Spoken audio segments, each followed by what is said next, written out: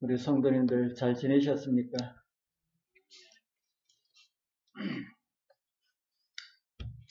우리 하나님 말씀 마태복음 19장에 있는 말씀을 같이 보겠습니다. 신약성경 마태복음 19장입니다.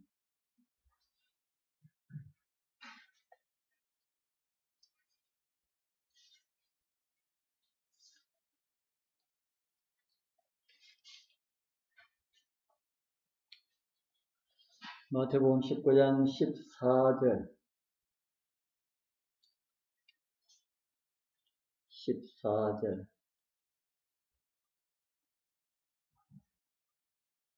13절 14절 읽겠습니다. 마태복음 19장 13절 14절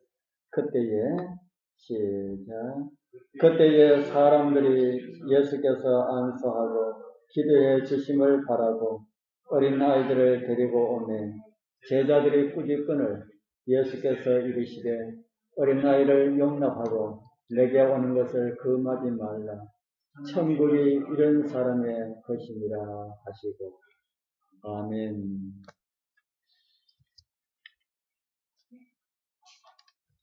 날씨가 많이 쌀쌀한 것 같지요. 낮에는 제가 칼을 갈아보니까 낮에는 덥고 아침 저녁으로는 춥고, 그래서 아침 저녁으로는 잠바를 입고 낮에는 벗고, 참 날씨가 기온이 참 계절을 다르게 가르쳐준다고 그렇게 느껴집니다. 환절기라고 하는데 건강에 더 많이 유의하시길 바랍니다. 오늘 우리가 함께 읽은 우리 마태복음 19장 13절 14절은 우리가 잘 아는 그런 말씀이지요. 예수님께서 말씀하시기를 천국은 이런 자의 것이다. 이런 자. 그 이런 자가 어떤 사람을 가리키는 말입니까? 이런 자의 것이다 하는 그 이런 자가 누굽니까? 어린아이들. 어린아이와 같은 사람들. 주님께서는 하늘나라에 적합한 자들을 어린아이들과 같은 사람들이 들어가게 될 것이라고 우리에게 말씀을 하셨습니다. 이 말씀은 아이들이 철없이 구는 장난치고 개구장이처럼 노는 그런 것을 말씀하시는 것이 아닙니다. 이 말씀에 좋은 해석이 있어서 하나 올립니다. 시대소망 437쪽에 보면은 이런 말씀이 있습니다. 예수께서는 어린아이를 불러 그를 제자들 가운데 세운 후에 그 어린이를 당신의 팔로 친절하게 안으면서 너희가 돌이켜 어린아이들과 같이 되지 아니하면 결단코 천국에 들어가지 못하리라고 말씀하십니다. 어린아이와 같은 단순함, 자기 부정, 신뢰하는 사랑은 하늘이 가치 있게 여기는 속성들이다. 이 속성들이 진정한 위대함의 특성들이다. 이렇게 우리에게 가르쳐주고 있습니다. 진짜로 위대한 특성들, 하늘이 가치 있게 여기는 속성들, 아주 참 좋은 말씀들이지요. 하늘이 가치 있게 여기는 속성들, 진정한 위대함의 특성, 그것이 무엇이라 합니까? 어린아이와 같은 단순함이다. 예수님께서는 어린아이와 같이 되지 아니하면 천국에 들어갈 수 없다고 하시고는 그 어린아이들의 특성들을 열거하시는데 그 특성들을 단순함과 자기부정 그리고 신뢰하는 사랑이라고 하시고 이 속성들은 진정으로 위대한 특성이라고 그렇게 정언의 말씀에 기록되어 있습니다. 저는 오늘 주님께서 말씀하신 천국에 들어갈 자들의 특성 중에 하나인 단순성에 대하여서 좀 함께 생각을 해보고자 합니다. 어디에 단순함을 가져야 할까요? 어디에 단순함을 가져야 할까? 그리고 어떤 면에 단순함을 가져야 할까? 어떤 단순한 것이 하늘나라를 준다는 백성들의 특징이라고 그렇게 여겨질까? 이런 것을 좀 생각을 해보도록 하겠습니다. 저는 그 첫 번째로 생활의 단순함에 대하여서 좀 생각을 해보겠습니다. 우리의 생활에 좀 단순함을 가지자. 성 베드로 성당에 아름다운 그림을 그린 레오나르도 그 다빈치는 이런 말을 하였다 합니다. 단순함이란 궁극의 정교함이다. 이 내용을 설명하려면 참 복잡하겠지만은 단순하게 말씀을 드리자면은 행동 하나하나에 단순하면서도 친밀함이 깃들어 있는 그런 사랑이 있어야 된다 하는 그런 말씀의 의미를 하는 생각이 듭니다. 음식물에 관한 권면에서도 선지자는 음식과 관련된 말씀을 하시고 이런 말씀을 주셨습니다. 사람들에게 고기를 사용하지 않고 살 수 있는 방법을 가르치라. 생활의 단순성을 그들에게 가르치라. 무엇을 가르치라고 합니까? 생활의 단순성을 가르치라.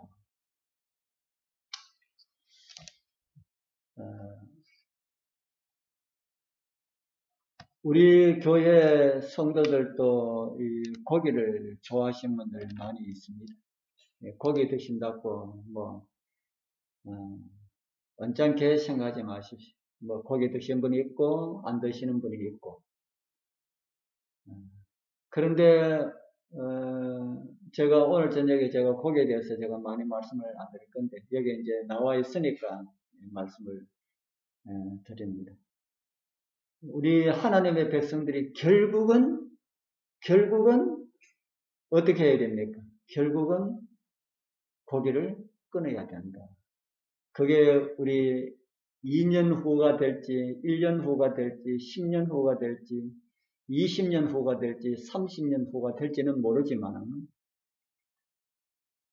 하기야 우리 예수님께서 오시는 날이 아직까지 많이 남아있으면은 우리 평생 고기 드시다가 또 우리 고기 드신 가운데서도 잠든 사람들 가운데 주의 오심을 위해서 준비된 사람들도 많이 있을 것입니다. 그런데 우리는 시대를 보면은 예수님 오심이 너무 가깝다 하는 그런 생각이 들 때가 참 많이 있습니다. 그래서 우리가 살아있을 때 주님이 오실 것이다. 이런 생각이 들 때가 참 많이 있습니다. 그래서 살아서 주님을 맞이하려고 하는 백성들은 고기를 끊어야 됩니다.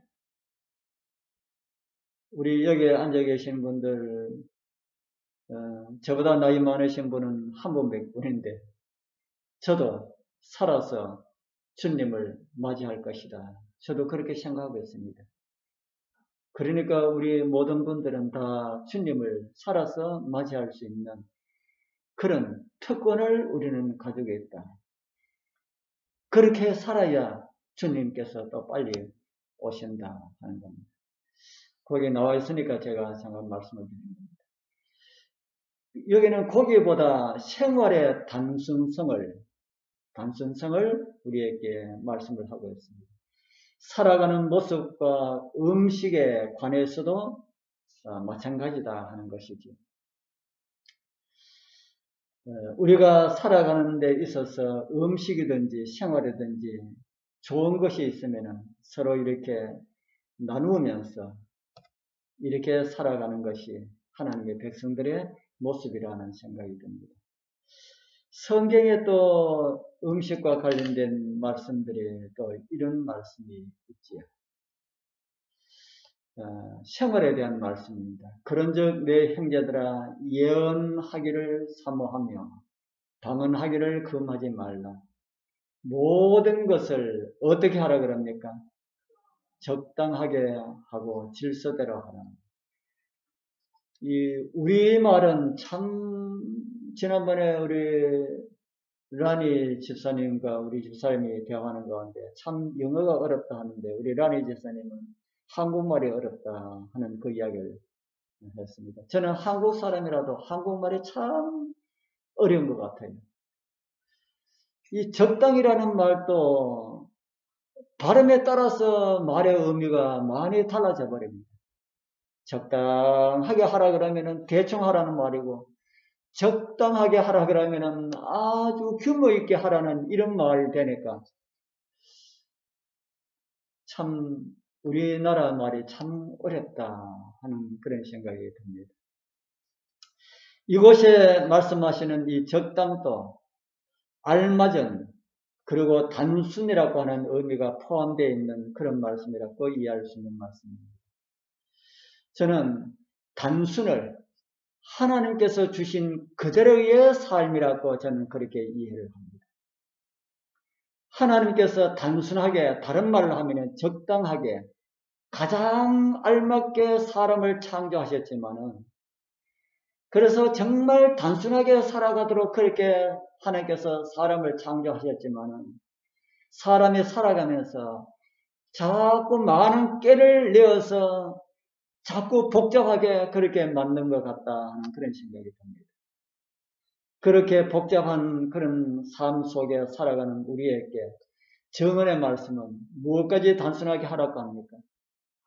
우리의 생활을 단순하게 하라.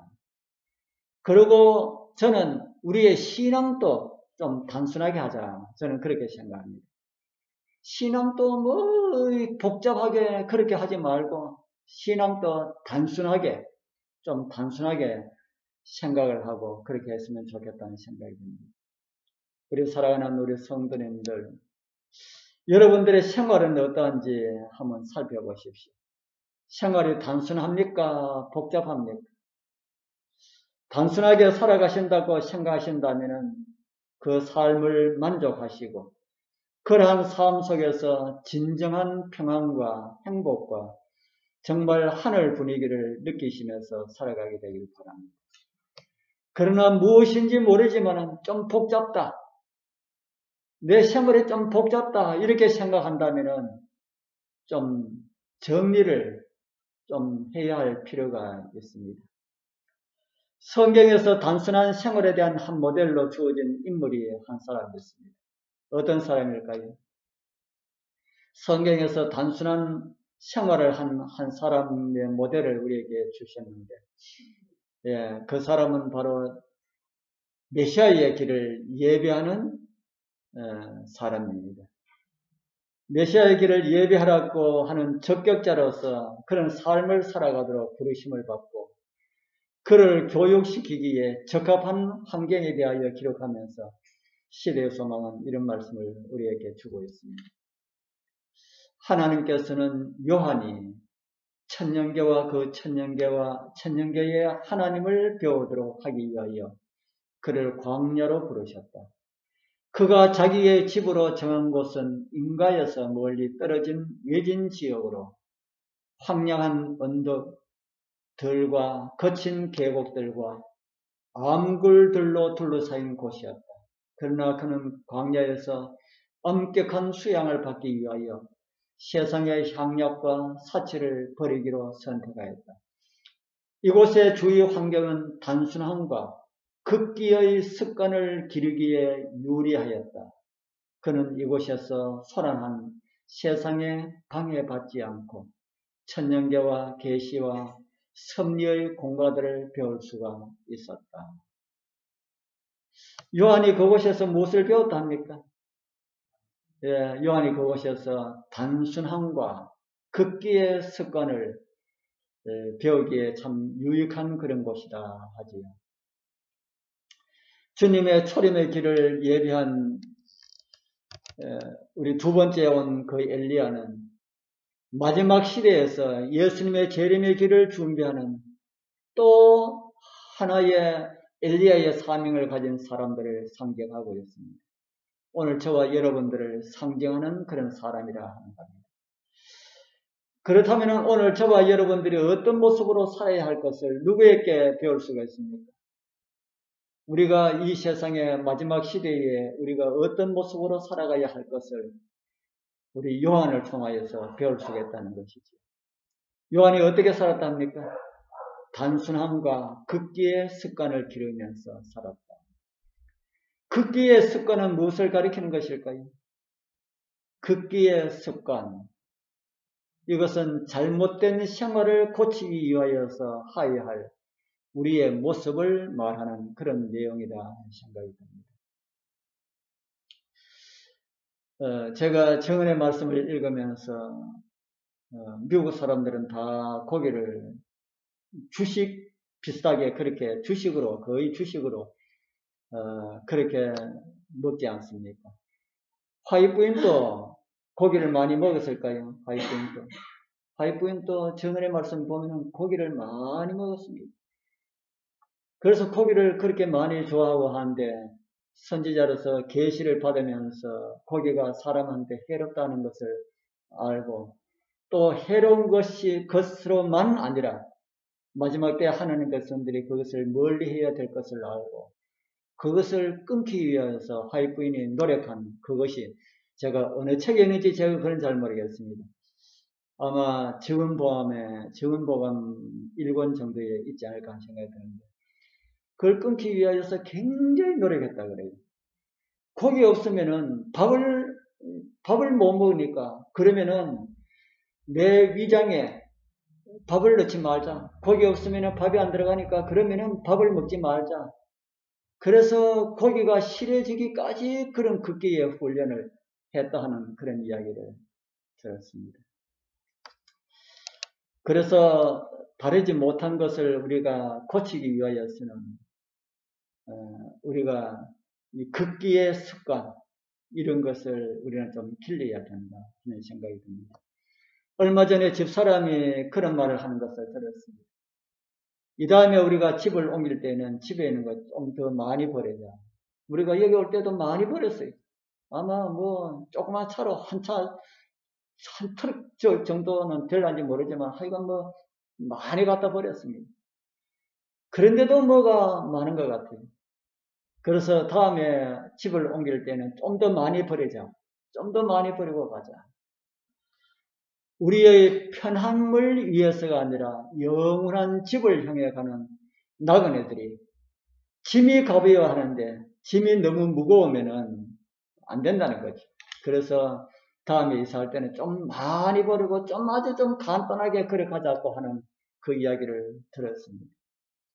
우리 사랑하는 성도님들, 생활의 단순함이 어떤 것인지 다 설명드리지는 않겠습니다. 어떤 것인지 진짜 궁금하시다면은 침례 요한의 삶을 깊이 명상하시고 그에게 배우면은 하나님의 말씀을 통하여서 요한은 우리에게 잘 가르쳐 줄 것이라는 생각이 듭니다. 그리고 요한이 단순하게 살면서 복음을 전하다가 복음 때문에 그는 순교를 당하였습니다. 바로 그 모습이 마지막 시대에 엘리야들이 살아갈 그런 모습들이다 하는 겁니다. 마지막 시대에 엘리야로 부름받은 사람들이 다 순교를 당하는 것은 아닙니다. 순교자는 거의 없을 거라고 합니다. 환란이 일어나기 전에 얼마의 순교자가 있을지 모르지만 마지막 큰 외침이 일어나면 순교자가 필요 없는 순교이기 때문에 없을 것이라고 합니다. 그래서 그 엘리야의 모습을 우리에게 보여주는 그 침례 요한처럼 우리도 재림의 길을 준비하기 위하여서 정말 엘리야의 심정으로 살아가게 되기를 소망합니다. 두 번째 음식물에 대하여서 조금만 말씀을 좀 드리겠습니다. 다른 곳에 개척교회를 섬길 때 있었습니다. 그곳에서 저희들 한 가정으로 시작했는데 그러다가 한 분 이제 나오시게 돼가지고 몇 가정이 되니까 친교를 위하여서 한 달에 한 번씩 각 가정으로 돌아가면서 함께 식사를 하자. 그렇게 하였습니다. 요즘은 전부 사는 게 바빠가지고 그것도 이제는 잘 안 될 거라는 생각이 듭니다. 뭐 안식일날 저녁이라 할지라도 안식일 오후도 다 이렇게 바쁘고 그렇더라고요. 그래서 우리 안식일날 저녁을 했는지 일요일날 했는지 모르겠습니다. 그래서 식사 돌아가면서 하는데 규칙을 정했습니다. 아주 간단하고 단순하게 식사를 준비할 것. 그렇게 하고 저희들이 제일 먼저 했습니다. 저희들이 해야만이 그거 이제 좀 보고 그렇게 하도록 그렇게 하지. 그래서 저희들 이제 집에서 이제 점심 식사를 준비하고 먹고 난 다음에 그 다음 달에 이제 순서 맡은 집사님 가정에서 점심을 준비했는데 우리가 모두 갔습니다. 그 집 상이 저희들 상보다 많이 차렸을까요? 적게 차렸을까요? 예? 이거는 우리 여자분들이 잘 아시죠? 저희들 상보다 그 다음에 하신 분이 조금 더 차렸을까요? 좀 적게 차렸을까요? 더 차렸지요. 더 차렸으면서도 가니까, 아이고, 우리는 정지사님보다 훨씬 못하다 그러면서 그래. 제가 보니까 훨씬 가질 수도 많은데. 그러고 난 다음에, 그 다음 달에, 그 다음 집사님이 점심을 차렸을 때는 어땠을까요? 그러니까 이게 하나하나 자꾸 많아져요. 자꾸 많아져요. 그래서 이거 친교를 위하여서 이렇게 시작했는데 이렇게 하면은 나중에는 점심 준비하는 게 부담이 되겠습니까? 그냥 처음에 시작했던 대로 국수 말아가지고 뭐 김치 하나하고 아주 간단하게 친교를 위하여서 그렇게 모이는데 그게 이제 친교만 또 먹는 게 있어야 좋아야 좋다고 해가지고 자꾸 이제 그렇게 되는 겁니다. 왜 사람들이 왜 자꾸 그렇게 복잡한 것을 준비하려고 할까요? 왜 그렇게 자꾸 복잡한 것을 하려고 할까? 아마 우리 김천욱 집사님이나 우리 정 집사님, 우리 라니 집사님은 우리 한국 정서를 잘 모르셔가지고 아직까지는 잘 모르셔가지고 모르지만 우리 두건 집사님은 아마 이런 이야기하면 하실 이야기가 참 많이 있을 거라는 생각이 듭니다. 뭐든지 자꾸 이렇게 체험해 놓고 싶다는 겁니다. 우리의 마음이 그럼에도 성경은 우리에게 단순하라고 우리에게 가르쳐 줍니다. 먹는 것도 단순하게 먹어라. 침례 요한에 먹은 음식, 침례 요한의 생활도 그렇게 단순했고 먹는 음식은 어땠다 그랬습니까? 우리 지난번에 우리가 한번 보았지요. 침례 요한에 먹는 음식, 요한은 약대에 털옷을 입고 허리에 가죽띠를 띠고 음식은 뭐하고 했다 그럽니까? 침례 요한의 음식은 아주 단순했습니다. 메뚜기와 석청. 그의 옷차림도 단순했고 그냥 뭐 하나 걸치고 허리띠만 졸라매어버리면 그의 옷차림입니다. 오늘날 또 뭐 그렇게 입으라는 건 아니지만 오늘날 사회에 빠지지 않으면서도 단순한 거 이런 걸 우리에게 권하겠지요. 그리고 그의 음식은 메뚜기와 석청. 이것도 지난번에 한번 말씀을 드렸습니다. 메뚜기와 석청은 메뚜기는 글자 그대로 메뚜기가 아니라 야생 들콩 가운데 메뚜기 콩이라고 하는 콩이 있답니다. 그런 야생 들콩이고 석청은 벌꿀이라고 하는데 어떤 분들은 어떤 신학자들은 이 석청도 벌이 만드는 꿀이 아니라 나무에서 천연 그로 인하여서 이렇게 단 거 있지 않습니까? 그런 것이 모여진 그런 거라고 주장하시는 분들도 있습니다. 어떤 것이든지 이 요한은 음식도 아주 단순한 것을 먹었다. 누가복음 10장에 보면은 예수님께서 마르다와 마리아 그리고 나사로가 사는 집으로 초대되어 가는 그런 내용이지요. 우리는 그 다음 이야기는 어떤 이야기인지 잘 압니다. 초대되어 가는데 언니는 뭐 하기 위해서 바빴고요. 언니는 음식 준비에 바빴고 마리아는 언니가 힘이 들든지 말든지 언니 생각하지 않고 모처럼 예수님 오셨으니까 예수님 발 앞에 앉아가지고 예수님 주시는 말씀 듣느라고 정신이 없었습니다. 마르다가 한참 음식 준비하다가 가만히 보니까 마리아 보니까 속이 상한 겁니다. 아니 누구는 말씀 듣기 싫어가지고 음식 만드나라는 생각을 했을지 모릅니다. 그래서 예수님께 부탁을 하지요. 예수님, 동생을 시켜서 저를 좀 도와주라고 그렇게 해 주십시오. 그러니까 그 말씀을 들은 예수님께서 무슨 말씀하셨습니까? 주께서 대답하여 가라사대 마르다야 마르다야 내가 많은 일로 염려하고 근심하나 그러나 몇 가지만 하든지 혹 한 가지만이라도 족하니라. 마리아는 뭐를 택했다 그럽니까? 좋은 편을 택하였으니 빼앗기지 아니하리라 하십니다.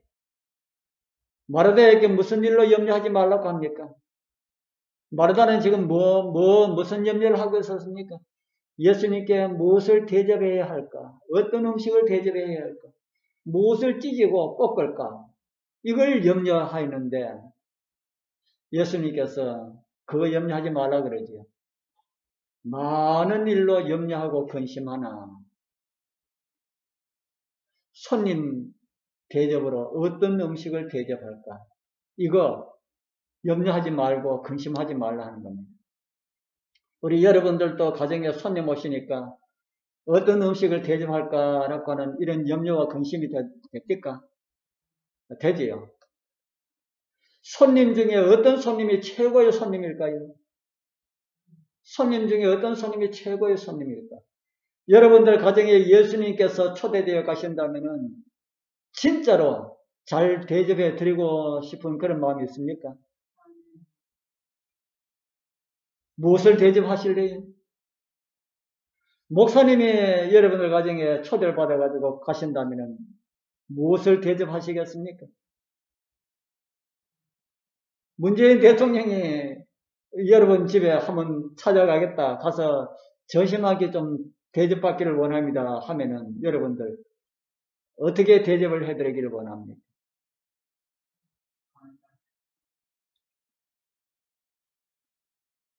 여러분들 정성을 다해서 많이 차려서 대접하지 않으면은 뭐 하지 않은 것처럼 느껴집니까? 손님 대접을 소홀히 한 것처럼 그렇게 느껴지지요. 그렇습니까? 네. 그래서 제가 우리 정교사님한테, 우리 같이 사는 정교사님한테 그러지 말자고 해도 그거 참 못 고치는 것 같습니다. 지난번에 베델에 다녀온 이후로 많은 음식을 대접하는 것이 진짜로 잘 대접하는 것이 아니다라고 하는 것을 알았어요. 그래서 제가 이런 제안을 했습니다. 어떤 손님이 오더라도 우리가 먹는 식으로 대접한다. 이게 우리 가정의 법칙으로 정하자. 어떤 사람이 오더라도 우리가 먹는 식으로 대접한다. 그것이 오는 손님과 우리의 건강을 위한 최선의 대접이다. 그것이 진짜로 바른 대접이다. 그리고 저녁에는 어떤 분들이 온다 할지라도 과일 한 개나 두 개나 이렇게 간편하게 음식을 대접하자. 꼭 그렇게 하기로 그렇게 했습니다. 우리가 서로 그렇게 하기로 했습니다. 그리고 얼마 있지 않아서 우리 집사람이 가장 좋아하는 친구가 딸을 데리고 왔습니다. 얼마 전에 한 그 결심이 시험대에 올랐지요. 시험대에 오른 겁니다. 그런데 우리 정교사님이 그걸 생각해서인지 저한테 이야기를 합니다. 친구만 왔으면은 우리가 먹는 식으로 주어도 이해될 텐데 딸내미가 모처럼 왔는데 어떻게 그렇게 할 수가 있는가 하는 겁니다. 그리고 고민을 하되면은 최소한으로 하되 그렇게 이제 우리가 먹는 식에서 아주 벗어나지 않는 그런 방향으로 대접을 하고 보냈습니다. 그리고 또다시 다짐을 합니다. 이제 다음에는 어떤 분이 오시더라도 진짜로 우리가 먹는 그 음식에서 벗어나지 않고 우리가 먹는 방식으로 대접하자. 그렇게 했습니다. 이제 손님이 오시면은 좀 차려낸 것처럼 하지 않으면은 대접을 하지 않는 것처럼 생각되는 우리의 사고가 잘못되었다 하는 겁니다. 예수님께서 손님 대접하신 내용이 성경에 나옵니까? 예수님께서 손님 대접하신 내용 성경에 있습니까? 예수님께서는 손님을 어떻게 대접했을까? 가만히 생각해 보십시오. 바닷가 축복의 산에서 말씀을 가르치고 난 다음에 점심때가 훌쩍 지났습니다. 그리고 제자들에게 이들을 먹여서 보내야 되지 않겠느냐, 손님 대접을 해가 보내지 않겠느냐 했습니다. 그러니까 한 명이 이들을 대접하려면은 200데나리온, 오늘날 말하면은 한 2천만 원 정도의 돈이 필요한데 그 많은 돈 어디서 얻을 수가 있습니까? 그렇게 합니다. 그 사람들한테 조금이라도 사가지고 이렇게 좀 주려고 그러면은 돈이 필요한데 어디에 있습니까? 그러니까 제자 중 한 명이 보리떡 5개와 물고기 2마리를 가지고 왔지. 그걸 예수님께서 나눠주시는데 거기에 이적이 일어났습니까? 이적이 일어났습니까? 그 보리떡 5개와 물고기 2마리를 가지고 5,000명이 넘는 사람을 나눠주었습니다. 그런데 한번 생각해 보십시오. 어차피 이적으로 먹이시는데 보리떡하고 물고기하고 말고 찹쌀모찌를 만드실 수가 없습니까? 보리떡보다 더 좋은 떡 아니면은 아주 최고급 음식을 만들 수는 없을까요? 왜 보리떡 5개와 물고기 2마리로 그 많은 사람을 보리떡을 먹이시고 물고기 그 당시에 흔한 음식이었다 그럽니다. 그것을 먹이셨을까? 왜 그랬었을까? 그 아이가 사가지고 오는 그 전심 도시락이 그 당시에 사람들에게 가장 영양식이었다 하는 겁니다. 가장 건강식이었다 하는 겁니다. 가장 건강식이었기 때문에 우리 주님께서 그렇게 손님 대접을, 예수님께서는 손님 대접을 무엇으로 하셨다고요? 보리떡하고 물고기로 손님 대접을 했다 하는 겁니다. 우리 성도님들, 손님 대접으로 인하여서 손님과 내가 서로가 손해되는 이런 일들을 하지 말기를 바랍니다. 성경과 정언의 말씀은 한결같이 손님이 올 때에 특별하게 차려 놓음으로 주부들이 시간도 빼앗기고 일의 부담도 느끼도록 그렇게 하지 말라고 우리에게 말씀을 주고 있습니다. 교회정은 2권에 이런 말씀이 있습니다. 가장 단순한 음식물을 취해야 할 때가 있다면 그때는 바로 언제라 그럽니까? 그때는 바로 지금이다. 옛날에는 괜찮고 지금은 단순한 음식을 취해야 한다는 이런 말씀이 아니다는 것이죠. 예전에는 단순하게 먹었습니다. 우리 어릴 때만 해도 정말 단순하게 먹었습니다. 우리 여러분들은 안 그런지 모르겠습니다만 우리 어릴 때에 밥 해가지고 상치가 올라오면은 다른 반찬 거의 필요 없었어요. 상치하고 된장하고만 가지고 먹었어요. 그리고 보리밥을 하면은 고추하고 된장하고만 하면은 맛있게 잘 먹었습니다. 그런데 살기가 좋아서 그런지 혼합물이 많이 개발되었고 요즘은 식재료 집에 가서 고추장 하나도 마음 놓고 사 먹을 수 없는 그런 세상이 되었죠. 왜 그렇습니까? 고추장에도 그냥 고추만 가지고 고추장 안 만들고 고추장 속에 무슨 첨가물이 그렇게 많이 들어있는지 고추장도 마음 놓고 사 먹을 수 없는 그런 세상이 되었다 하는 겁니다. 그래서 우리 집사람이 힘이 들어도 지금까지 된장하고 고추장하고 다 계속해서 담아가지고 아이들 주고 하는데 언제까지 그렇게 할지는 모르겠습니다. 저희들 배달 갔다 와서 된장도 즉석 된장 만들어 먹습니다. 즉석 된장. 즉석 된장 아시죠? 발효시키지 않고, 물론 발효시키는 거기다가 섞어서 그래 하지만은, 완전히 그것을 하지 아니하고, 콩을 삶아가지고, 빻아가지고, 거기다가 뭐 고구마든지, 호박이든지 이런 걸 같이 섞어가지고, 빻아가지고, 그렇게 먹으면은 된장이 진짜 그 삼장입니까? 진짜 맛있어요. 그것만 퍼먹어도, 반찬 다른 거하고 나물 없이 그것만 퍼먹어도 맛있고 괜찮을 정도로 그렇더라고요. 그거 만드시려고 그러면 우리 정집사한테 물어보면 잘 가르쳐 줄 겁니다. 왜 우리가 단순하게 먹어야 하느냐? 예수님께서 하나님께서 이 세상을 만드셨을 때는 진짜 단순하게 먹었을까요? 하나님께서 이 세상을 처음에 만드셨을 때는 진짜 단순하게 먹었을까? 참 단순하게 먹었을 겁니다. 아마 과일 따가지고 먹으면은 그게 식사가 되었을 거고, 덩굴에 있는 열매도 따가 먹으면은 그것으로 뭐 식사가 되었을 거고, 참 단순하게 먹었을 것이다. 그런데 사람이 많아지면서 음식도 조리하여 먹음으로 인하여서 변질되었다라고 하는 생각이 듭니다.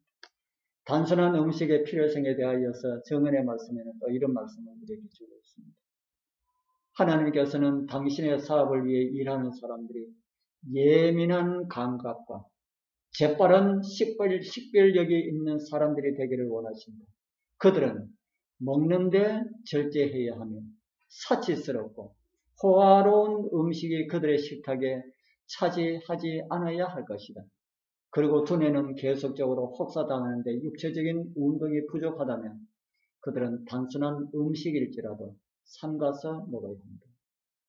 육체적 운동을 많이 하지 아니하는 그런 육체적인 일을 많이 하지 아니하는 사람은 단순한 음식까지도 적게 먹으라 합니다. 음식물에 있어서 절제하지 못함으로 인하여서 가지게 되는 그런 피해들. 그런 것은 우리 몸뿐 아니라 우리의 식별력까지 영향을 준다 하는 겁니다. 식별력이 둔화해지는 것을 정언의 말씀에는 지적을 하고 있습니다. 또 음식물에 관한 권면에 또 이런 말씀이 있습니다. 만일 그대가 생명을 중시한다면 그들은 가장 단순하게 준비한 간소한 음식을 먹을 것입니다. 육체적인 운동을 더 많이 하라. 무엇 때문에 단순하게 먹으라 합니까? 생명을 중요하게 생각한다면 그렇게 하라 하는 겁니다. 생명을 중요하게 여긴다면 단순하게 먹어라. 아주 간소하게 먹어라. 간소하게 먹어라. 아프다고 우리가 많은 약들을 우리가 먹지요. 사실 그런 거 우리 건강치료에 아무런 도움이 사실 없습니다. 그러나 진통을 멈추게 하기 위하여서 또 우리가 그렇게 당장 먹지 않으면 당장 또 어려움이 오기 때문에 우리가 약을 먹는데 그 먹음으로 인하여서 또 다른 데가 또 망가지게 하는 그런 것임을 우리는 잘 알고 있습니다. 그래서 하나님께서는 단순한 음식으로 병을 치료할 수 있는 아주 많은 방법들을 하나님께서는 우리에게 가르쳐 주고 있습니다. 그래서 단순하게 먹는 것이 정말 중요하다. 우리 성도님들, 우리 정말 살아가는 생활에서나 먹는 음식에서나 우리 단순하게 한번 먹어봅시다.